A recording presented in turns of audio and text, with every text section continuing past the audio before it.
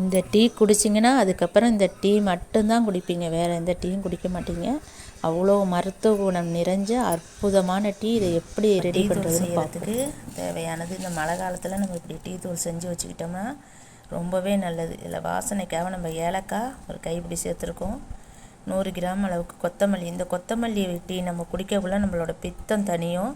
அது மட்டும் இல்லாமல் அந்த தைராய்டு பிரச்சனை இருக்கிறவங்களுக்கு அந்த பிரச்சனையை வந்து சீராக வச்சுக்கும். அதிகமாகவும் இல்லாமல் குறைச்சலும் இல்லாமல் சீராக வச்சுக்கிறதுக்கு நமக்கு உதவுது. சூடாக இருக்குது, இளம் வறுப்பாக இப்போ வறுத்துக்கணும். இதை வந்து மிளகு ஒரு கைப்பிடி, ஒரு மிளகு இருந்தால் பகைமை இட்லியும் சாப்பிட்லாம்பாங்க. வயிற்றில் இருக்க நம்ம நஞ்சுகளெல்லாம் முறிக்கும், சளி பிடிக்காமல் நம்மளுக்கு தடுக்கும். இந்த மழை காலத்தில் நம்ம இந்த மிளகும் போட்டு டீயில் குடிக்கிறப்போ ரொம்பவே நல்லது. இப்போ இந்த சுக்கு பார்த்திங்கன்னா, சுக்குக்கு மிஞ்சின வைத்தியம் இல்லை, சுப்பிரமணியருக்கு மிஞ்சின கடவுள் இல்லை அப்படின்னு ஒரு பழமொழியே இருக்குது. இந்த சுக்குக்கு வந்து அத்தனை மருத்துவ குணங்கள். செரிமான கோளாறு மட்டும் இல்லாமல் வாயு பிரச்சனைகள், அந்த பித்த பிரச்சனை எல்லாத்தையுமே இந்த சுக்கு தீர்த்து வைக்கும் நமக்கு. அதனால் நம்ம சுக்கு டீ குடிக்கிறது ரொம்பவுமே நல்லது. இஞ்சி கடும்பகல் சுக்கு மாலையில் கடுக்காய் அப்படின்னு ஒரு பழமொழி இருக்குது. இந்த கால நேரத்தில் இஞ்சி தட்டி போட்டு நம்ம டீ குடிப்போம். அப்படி அவசரத்துக்கு நம்மளால் போட முடியலங்க உள்ளதான் இந்த சுக்கு, இந்த கொத்தமல்லி நம்ம அரைச்சி வச்சுக்கிட்டோம்னா இதை நம்ம டக்குன்னு எடுத்து ஒரு ஸ்பூன் போட்டு, டீ தூள் ஒரு ஸ்பூன் போட்டு நம்ம அழகாக டீ போட்டு குடிச்சிடலாம். நமக்கு எந்த உடல் நல பிரச்சனையும் வராமல் உடல் நல்லா சுமூகமாக இருக்கும். இதை வந்து ஏன் இப்போ போகிறோம், நம்மளோட சுக்கு சரியாக பிரித்து அரைச்சி வச்சுருந்தது போன வீடியோவுக்கே உங்களுக்கு காட்டணும்னு நினச்சிருந்தேன். அதனால் இந்த வீடியோவுக்காவது காட்டும் உங்களுக்கு அரைக்கிறது அப்படின்னு சொல்லியிருக்கேன். இது 50 கிராம் அளவு சுக்கு, ஒரு 100 கிராம் அளவுக்கு கொத்தமல்லி, ஒரு கைப்பிடி மிளகு, ஒரு கைப்பிடி ஏலக்காய், அது கூடயே இன்னும் கொஞ்சம் வாசனைக்கும் ஜீரண இதுக்கும் சோம்பு நான் சேர்த்துருக்கேன். சோம்பு அதில் நான் வந்து சேர்த்துருக்கேன், ஒரு கைப்பிடி அளவு சோம்பும் சேர்த்துருக்கேன். இது எல்லாத்தையும் லைட்டாக போட்டு ஒன்றாவே போட்டுக்கலாம். இதை சுக்கை மட்டும் நல்லா இடிச்சிட்டு போடணும், அப்போ தான் வறுபடும், அரைப்படும், ஈஸியாக உடையும். இப்படி வறுத்துட்டு நம்ம இதை மிக்சியில் விட்டு நல்லா ரொம்ப பவுடராக அரைக்க வேணாம், ஓரளவுக்கு அரைச்சி வச்சுக்கிட்டு இதை இந்த அளவுக்கு வந்து நீங்கள் அள்ளி டீ தண்ணியில் ஃபஸ்ட்டே கொதிக்க வச்சுட்டு அப்புறம் டீ போட்டு நீங்கள் வடிகட்டி குடிக்கிறப்போ உங்கள் உடம்புக்கு வந்து ரொம்ப தேவாமிர்தமாக இருக்கும் பிள்ளைங்க.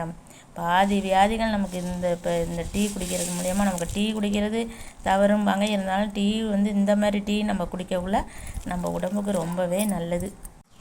பாருங்கள் பிள்ளைங்களா, அரைச்சாச்சு. ரொம்பவும் பவுடராக இல்லாமல் கொஞ்சம் நறுபுறன்னு தான் அரைச்சிருக்கிறேன்.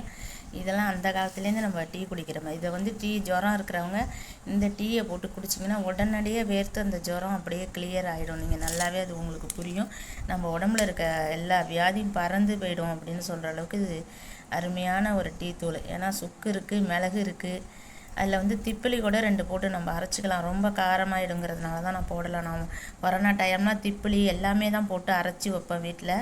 இது வந்து அற்புதமான சக்தி பட்டு நம்ம முருகருக்கு தீபம் ஏற்றுறோம் இல்லையா, அதுமாரி மிளகு வந்து பைரவருக்கு எல்லாருக்கும் உகந்தது. இந்த சோம்பு பார்த்திங்கன்னா சுக்கிர பகவானுக்குரியது, மகாலட்சுமி கடாட்சியம் தரக்கூடிய நம்ம மூளை கட்டி வைக்கிற பொருள்களை அதை போட்டு நம்ம கட்டி வைப்போம்.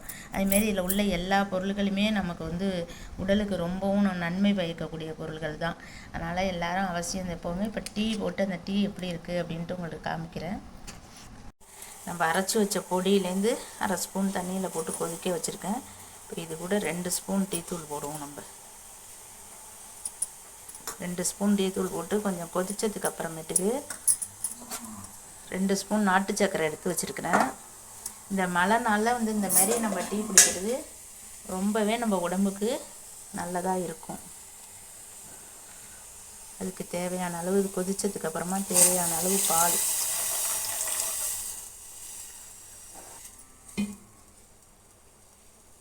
இது வந்து மிளகு, சுக்கு, கொத்தமல்லி, டீ, நிறைய மூலிகை டீ. நம்ம இந்த மழையில், இந்த புயலில், காற்றுல, மழையில் இது மாதிரி குடிக்கிறப்போ நமக்கு வந்து நோய் எதிர்ப்பு சக்தி அதிகமாக கிடைக்கும், பிரச்சனை ஆகாமல் தடுக்கும் நம்மளுக்கு. இந்த டீ வந்து எப்படி கொதிக்குது, எவ்வளோ கொதிக்கணும் அப்படிங்கிறத பார்ப்போம். இப்போ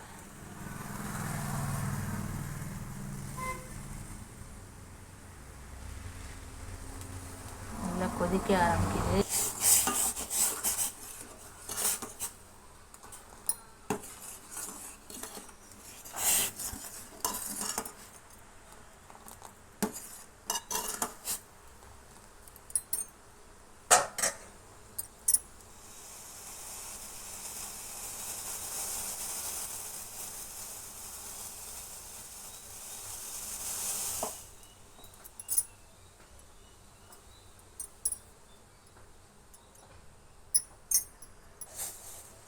அற்புதமான டீ தயாராகிடுச்சு. இந்த மழை நேரத்தில் நோய் தொற்று வராமல் சளி பிடிக்காமல் நல்லா நம்ம உடம்புக்கு இதமான ஒரு டீ அனைவரும் செஞ்சு பயன்படுத்தணும். அற்புதமான ருசியுடன் இருக்கும். நம்ம இந்த டயத்தில் இதை போட்டு ரஸ்க்கு நினச்சிட்டு சாப்பிட்டா ரொம்பவே சூப்பராக இருக்கும். நன்றி. நான் உங்கள் சக்தி உமா.